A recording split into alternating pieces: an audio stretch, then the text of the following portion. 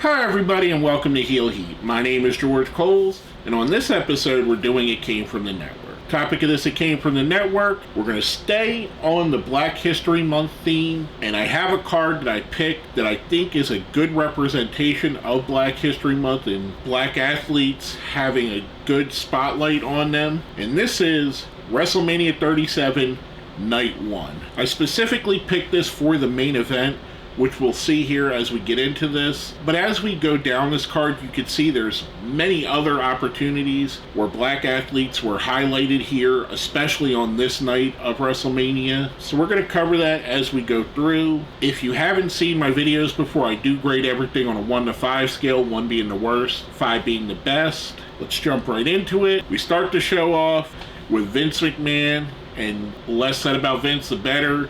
He introduces us to WrestleMania. Let's go right past that. That gives us BB Rexa doing America the Beautiful, which I thought was a really good rendition of it. I'm not a BB Rexa fan, but I thought she did well here. The one thing I forgot to mention in the beginning, this was the first post-pandemic, post-Thunderdome event in WWE. This is the first one where actual fans could be there, so there is that feeling of it being special here all through the card. We start the show off hot. Bobby Lashley is defending the WWE Championship against Drew McIntyre. This was full on in the era of the Hurt Business, so Lashley has MVP with him. I really like this as an opener, and like I said, there was going to be several things that fit the theme here, Lashley being one of them. MVP, again, one of the most underutilized and underrespected talents in my opinion. I think MVP could have been a world champion back in the early 2000s to 2010s. I think he was just that good. I think he's one of the great talkers in wrestling. I really enjoy his work. This was a really great opener. It was really fun. These two guys are absolutely awesome. Two of the best wrestlers in the world at the time and even now. And it's great to see that both of them are still in the main event mix. Drew more so than Bobby Lashley. I really enjoyed this. Lashley does pick up the win here. I'm giving this one a 4. Next up, we see a backstage segment where we have Bayley, who, if you remember the storyline going into this, as she was trying to find her way onto WrestleMania, she meets up with the hosts of WrestleMania, which I forgot to mention in the beginning, are Titus O'Neil and Hulk Hogan. They're there with the rest of the NWO, and I put that in quotations because there's 40-something members of the NWO. We have Scott Hall, Kevin Nash, and X-Pac. I love seeing this because I love seeing Scott Hall. Scott Hall is amazing. Unfortunately, he passed away. Actually, not too long after this. I would say within a year after this, I believe it was. This is a cool little segment. This was during Bayley's Ding Dong Hello, which I thought she was highly entertaining in. I really enjoyed this. Next up, we have a tag team turmoil match for the Women's Tag Team Championship. We start off with Lana and Naomi, which is a tag team that I kind of forgot existed, but I remember them being really cool. They start off against Carmella and Billie Kay, which is definitely another tag team I forgot existed. And we start to see here something that I kind of took notice of as I go down this. Just how many wrestlers are not on the WWE roster just from 3 years ago to now, and how much it's changed. Lana, Carmella. I don't know if Carmella is officially on the roster or not. She hasn't been on TV in a very long time. Billie Kay is definitely not. Naomi's came and left. Billie Kay and Carmella beat Lana and Naomi. They continue on.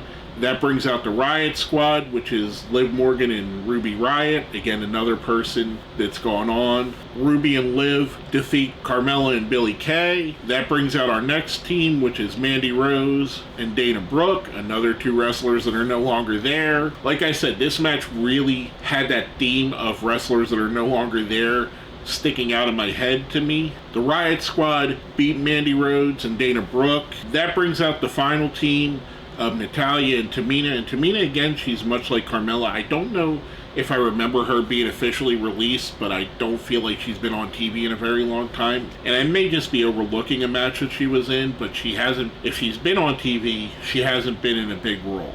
Natalya and Tamina do pick up the win here. Overall, I like this, but it felt more like something that they should have done on Raw or SmackDown, and I get why they did this. If you look at this in a whole, you have 10 wrestlers that get a WrestleMania paycheck, so I get why they would do something like this. This is much like putting a Battle Royal on WrestleMania, but it didn't feel like a WrestleMania match.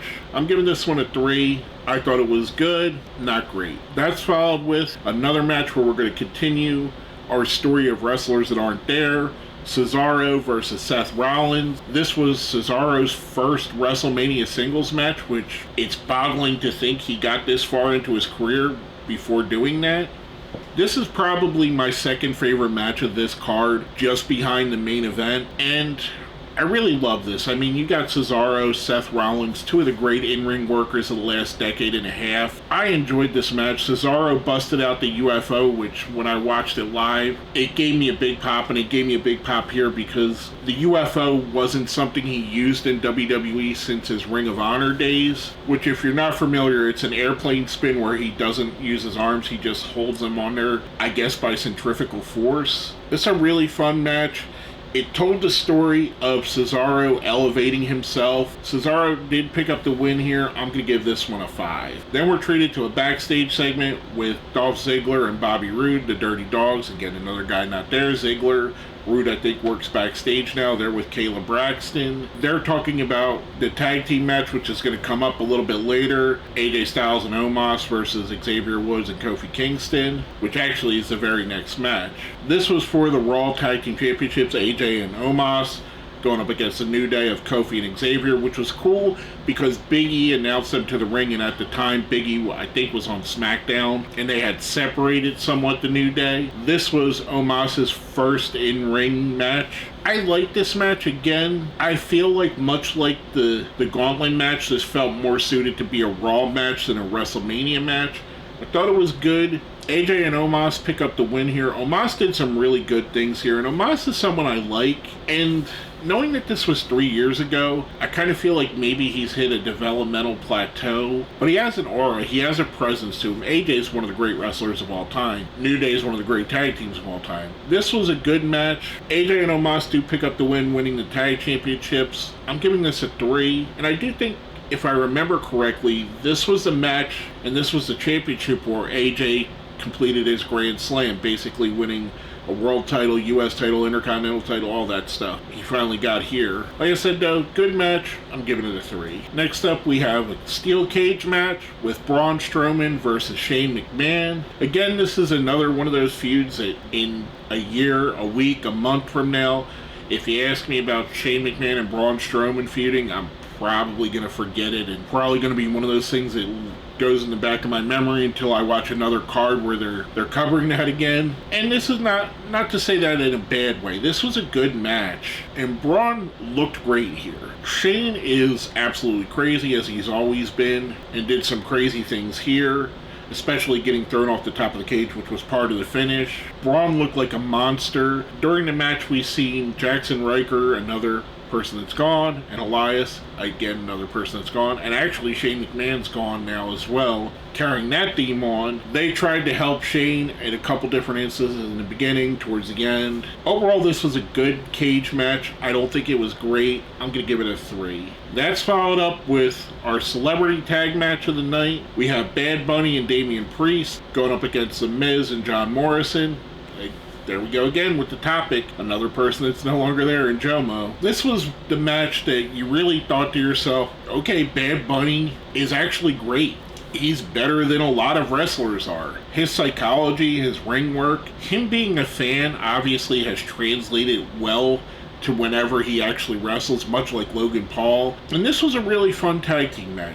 This does feel like the era of they didn't know what to do with Damian Priest, so they just tried anything with him, and being Bad Bunny's friend was a choice. And I'm not saying that in a bad way, just saying they were trying anything, because there's obviously something there with Damian Priest. They just hadn't fully figured out how to use him yet. This is a fun match. Priest and Bad Bunny do pick up the win here. I'm going to give this one a 4. I thought it was really fun. Last but not least, we get to the main event, and the reason why I picked this show and why I think it's a good representation for Black History Month. We have the SmackDown Women's Championship with Sasha Banks defending against Bianca Belair, being the first time that two black women wrestled in their main event of WrestleMania, and yes, I do consider Night 1 to be one of the two main events, and arguably two of the biggest women stars of this last decade, or decade plus now, with Sasha herself. Again, we're carrying on the theme, Sasha no longer there. Two amazing athletes. This was Bianca basically coming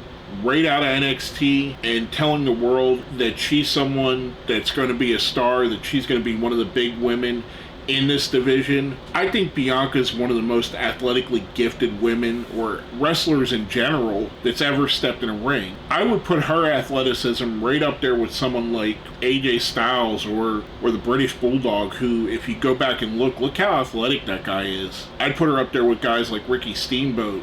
She's just that good. A young Chris Jericho. She's just that great. And combine that with her power, her passion, her look. She's a total package. She's an absolute star. Sasha as well. I'm not knocking Sasha. Sasha is great. Sasha is one of the best storytellers in the history of women's wrestling. And she has some great ring psychology in her way as well. I really love this match. This match was really amazing. When I set out with this theme, this match was one of the matches that immediately came to my mind just because of how much it meant, how important it was historically, as well as how great it is. I absolutely love this. I think it was the best match of the night, and if I remember right, I do think it was the best match of the weekend. Ultimately, Bianca does pick up the win here, cementing herself at the top of the card as being one of the big stars in the women's division. I'm giving this a 5. Like I said, it was my favorite match of the card. Overall, I feel like the night had some ups and some downs, some really great matches. Cesaro and Rollins, the main event. Some really good matches. Bad Bunny and Damian Priest versus Miz and Morrison. Lashley versus Drew McIntyre. It had a couple middle of the road, I guess, good but not great matches. The Tag Team Turmoil match. The New Day versus AJ and Omos. Braun versus Shane in the cage. They kind of just were there. Overall, I'm going to give the card a 4. I thought it was good. It could have been much more if some of those matches in the middle of the card may have been a bit better. But for me, it was still really enjoyable. And like I said, for the historical significance, it's worth going back and watching this. And not just Bianca Belair and Sasha Banks. Look up and down this card. Listen to what I just reviewed. There's excellent African American and black athletes all through this card. And it doesn't feel forced. It doesn't feel like they're just there to be there. It feels like they're deserving, and it feels like they're getting what they're due just because they're that good of an athlete. And that's what I really love about this card. And that's why I think this is so special. Because it's not history just for the sake of history. It's history with some historical wrestlers, if that makes sense. I thought this was a really good show. Like I said, I'm giving it a 4. That being said, if you made it here to the end, let's smash that like button, share the video, subscribe if you haven't. If you see where it says join, that's how you become a channel member. Becoming a channel member definitely helps me out. I've set a goal for myself of getting 1,500 subscriptions by Wrestlemania. At the time I'm recording this, I'm just under 1,400, so I need a little bit more than 100 in a month. So if you haven't subscribed already, let's click that subscribe button. It's definitely going to help out. It'll help out the algorithm. It'll help me get my shows out to a bigger audience, to more people, to maybe get me more money coming in from this so I can do this more regularly, because I love doing this. It's not my main job because obviously it doesn't pay enough to be, but I do enjoy it, and hopefully maybe I could grow it to where it can be my main job, and you guys can help me out by doing that, clicking that like button, sharing, commenting. All of that really helps out with the algorithm. That being said, if you made it here to the end, give me an EST in the comments for Bianca Belair and her coming out party and showing the world that she deserves to be on the top of the mountain. My name is George Coles, and you've been watching It Came From the Network.